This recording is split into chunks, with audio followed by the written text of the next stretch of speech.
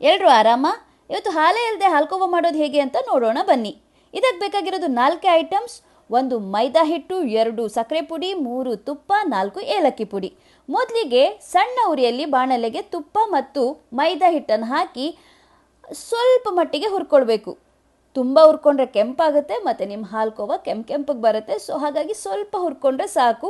ಅದರ ಘಮ ಬರುತ್ತೆ, ಘಮ ಬರೋ ತನಕ ಹುರ್ಕೊಳ್ಳಿ. ಸೊ ಇದಾದ್ಮೇಲೆ ಸ್ವಲ್ಪ ತುಪ್ಪ ಹಾಕ್ತಾ ಹುರಿತಾ ಬನ್ನಿ, ತುಂಬ ಟೇಸ್ಟಿಯಾಗಿ ಬರುತ್ತೆ.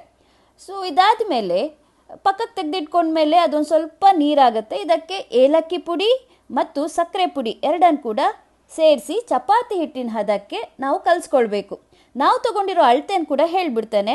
1 ಲೋಟ ಮೈದಾ ಹಿಟ್ಟಿಗೆ ಅರ್ಧ ಲೋಟ ತುಪ್ಪ, 3/4 ಲೋಟ ಸಕ್ಕರೆ ಪುಡಿನ ತಗೊಂಡಿದ್ದೀವಿ.